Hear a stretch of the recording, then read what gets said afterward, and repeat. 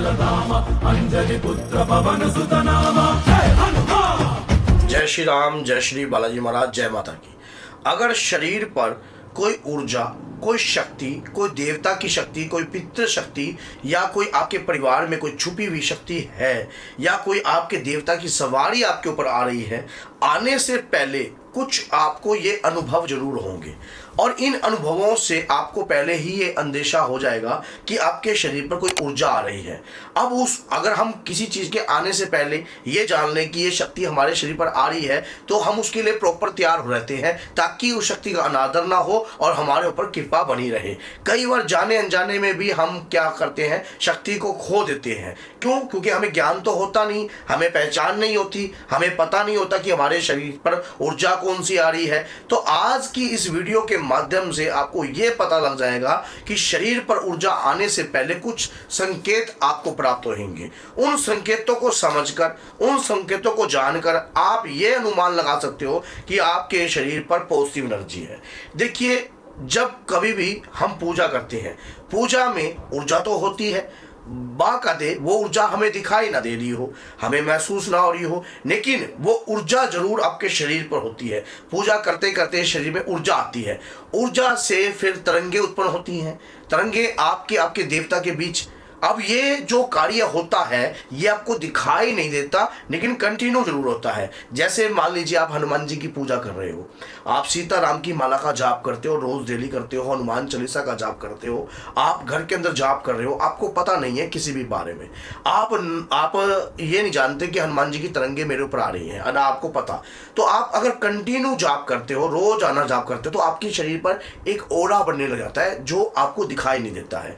ये ऊर्जा के संकेत के कारण ही होता है शरीर पर। और बाबा के वीर, बाबा के दूत आपके शरीर के अंग संग आपके साथ चलने लग जाते हैं, क्योंकि ये शरीर के माध्यम से प्रभु के नाम का गुणगान हो रहा है।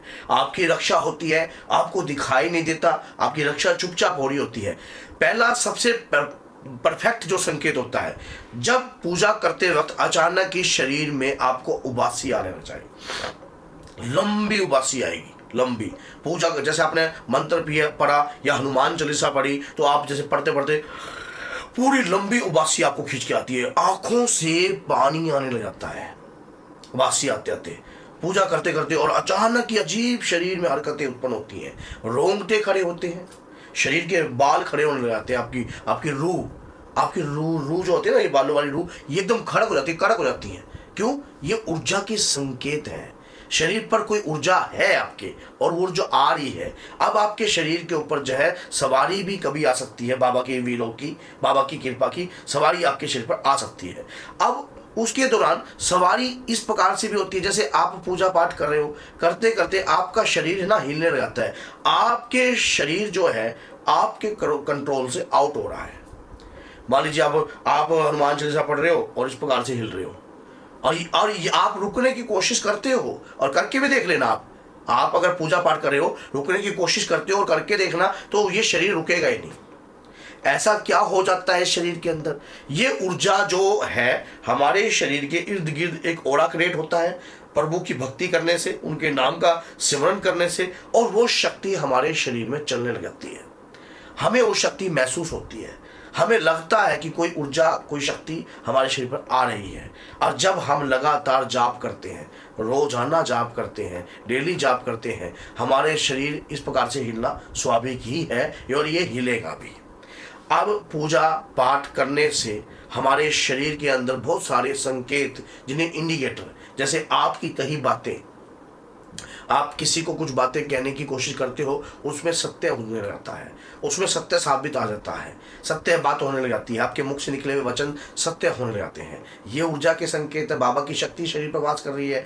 अब ऐसे व्यक्ति को उन शक्तियों से संपर्क बनाना नहीं आता है, यही व्यक्ति मार खा जाता है। बस यही व्यक्ति मार खा जाता है। फिर वो सोचता है कि मेरे पास बहुत तगड़ी शक्ति आ गई है अब शरीर पर, अब मैं तो बात कर लेता हूँ देवी देवताओं से, मैं तो उनकी बातों को समझ रहा हूँ, लेकिन वो समझ नहीं पाता, बल्कि यहाँ पर वो भूल और चूक कर देता है। क्या कर देता है?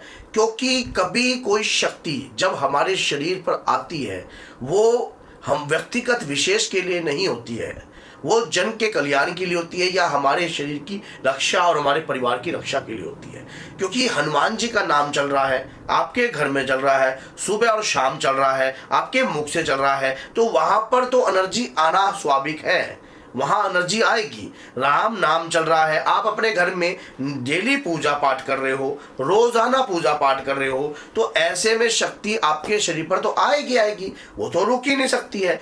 अब व्यक्ति इसको रोकने की कोशिश भी करे तब भी वो इसको रोक नहीं पाता है। ना उसको ये बात समझ में आती है कि भाई मैं कैसे रोकूं, मेरे से तो ये चीजें रुक नहीं रही है। क्यों कैसे रुके? जब आप पूजा पाठ करते हो तो शरीर पर ऊर्जा बनती है, 101% बनती है। और ऊर्जा बनने के सबसे बड़े संकेत यही है, रेगुलर पूजा करने से शरीर पर ऊर्जा आएगी। आने से पहले आप मान लीजिए शक्ति आ रही है आपके शरीर पे, आपको अलर्ट होना है। पहली बात, ज्यादा अनुभव लोगों से शेयर मत करो, अपने गुरु से शेयर करो, और मंत्र का जाप जैसे आप कर रहे हो वैसे ही करते रहिए। हो सके आधा घंटा त्राटक विधि कीजिए, ज्योति प्रज्वलित करी उसको कंटिन्यू देखते रहिए। इस प्रकार से कंटिन्यू लोगों को एक अपनी आंखों से कंटिन्यू, इससे आपकी दृष्टि जागृत होगी, इससे आप जो है शक्ति को एकत्रित करना सीखोगे, आपके अंदर ज्ञान उत्पन्न होने लग जाएगा। जैसे हम कोई मंत्र जाप करते हैं या हनुमान चालीसा जाप करते हैं, कोई भी अगर, तो मंत्र का जो बीज है मूलाधार चक्र में स्थापित होता है, वहां पर वो अपनी उपज क्रिएट कर देता है। धीरे धीरे हमारी ज्ञान इंद्रियां प्रभावित होने लग जाती हैं। क्यों? हम अपने आप को, हमारी कर्म इंद्रियों को सुधार रहे हैं, अच्छी बातें कर रहे हैं, ज्ञान की बातें कर रहे हैं, प्रभु के भजन कर रहे हैं, कीर्तन कर रहे हैं, और ब्रह्मचारी का पालन कर रहे हैं, गलत प्रकार का सेवन नहीं कर रहे। तो बदलाव तो हम स्वयं अपने अंदर पैदा कर रहे हैं। जब हम अपने अंदर स्वयं बदलाव पैदा करते हैं तो उससे ऊर्जाएं एक्टिवेट होती हैं। आपकी आंखों की दृष्टि, आपकी नासिकाएं, आपका मुख, आपके कान एक्टिवेशन में आ जाते हैं, अच्छे बुरे की पहचान करने लग जाते हैं। गलत चीजें किसी के साथ होने वाली होती है तो वो उसका आभास आपको होने लग जाता है। ये शरीर पर शक्ति आने के ही संकेत हैं। शरीर पर शक्ति है, आपके शरीर पर ऊर्जा का वास है, और इस ऊर्जा को खराब नहीं करना है। इसके लिए आपको एक नियम बना के रखना पड़ेगा। पूजा के लिए नियम, पूजा जो है शिष्टाचार से होती है, नियमों से चलती है। अगर भक्ति पूजा पाठ में अगर आपका कोई नियम नहीं होगा, जैसे आपने नियम स्वयं बनाए कि मैं एक दीप का दान पर डे करता हूँ अपने इष्ट के आगे, और मैं कम से कम 11 माला कंटिन्यू करता हूँ। क्या दादा वीर बजरंगी ने आपको ये कहा था कि 11 माला पर डे करो? आपने कहा कि मैं मंगल शनि ब्रह्मचारी रहूंगा, ये आपने चुना ना। फिर आप ब्रह्मचारी तोड़कर आप सोचोगे मैं एक ही दिन रहूंगा। तो जो चुनाव करो अपनी बुद्धि और सूझ से करो, ताकि जिससे आपकी लाइफ में, दैनिक जीवन में पूजा पाठ अड़चन में ना बन पाए।